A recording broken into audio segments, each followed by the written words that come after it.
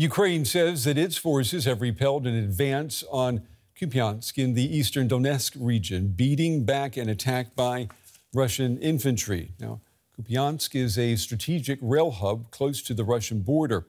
Russia occupied the city in the first months of its 2022 invasion before Ukraine reclaimed it later in the same year. Russia's attempt to advance there again comes after Moscow escalated its attacks on other parts of Ukraine and launched its first missile attack on Kyiv in months. Ukraine's military said that it eliminated all Russian troops that breached its lines.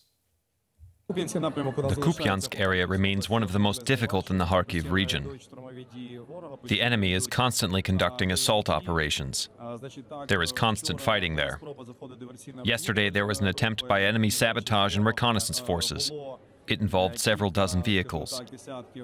Today, the Ukrainian military says all of them were destroyed. I want to bring in military analyst Marina Miron now with King's College in London. Marina, good to see you. What does this back and forth that we're seeing now between Ukrainian and Russian forces, what does it tell us about the situation on the front lines right now? Good evening, Brent. It's a pleasure to be here. Well, what we're seeing now is that the Russians are trying to make use of the fact that Ukraine is lacking manpower and also that Western support is very uncertain, especially after the U.S. presidential elections. And so it's trying to conquer more territory. And what we're seeing in Kupiansk, for instance, which the Russians lost in September 22 during their retreat from Izum, they are trying to get to the Ukrainian logistics. So essentially what they're trying to do is cut off Ukrainian logistics in the east of Kharkiv region, and they might try to reunite the front with Vovchansk.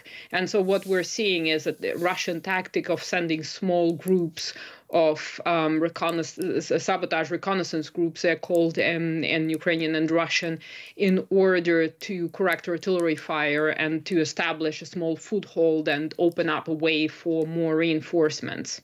Winter is quickly approaching. Should we expect Russia to make new advances into Ukrainian territory in the next few weeks?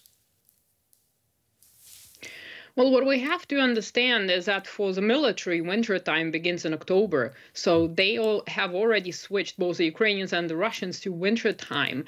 Now is actually the worst time to conduct military operations because of the mud. When it's freezing, when it's, say, below 5 degrees Celsius, that's actually more favorable, even if you lack foliage. So certain positions can be very visible. If you're using drones, there is nowhere to hide. It's a completely different challenge. But from a kind of a military perspective, winter operations have always taken place. We've seen it in the past winters as well.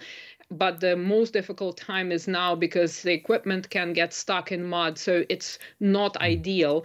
But I think that we will be seeing advances, or we might be seeing advances, and the continuation of military operations. I don't expect neither Ukrainian nor the Russian forces to stop during winter. You're aware that Kyiv has claimed that thousands of North Korean troops have been sent to the Russian-Ukrainian border to help Russia. That's an assessment that the U.S. and South Korea have also corroborated. We spoke to the Russian dissident Ilya Yashin, who is currently in exile here in Germany. I want you to listen to what he said about the North Koreans. Take a listen. To me, the war in Ukraine is not merely a confrontation between Russians and Ukrainians. It's part of a broader global conflict. Putin is forming a coalition of dictators and tyrants. Kyiv is being backed by its Western allies. Ukraine is just the battleground where these two worlds collide. All in all, this feels very much like a second Cold War. I was surprised by how hesitant the West was to react to the news of North Korean troops being sent to fight in Ukraine. If tyrants are joining forces there, shouldn't that motivate representatives of the free world to do the same?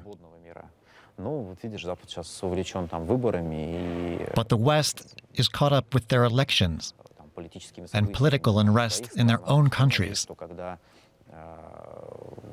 I just hope that during all that, They don't forget about the new realities taking shape in Ukraine.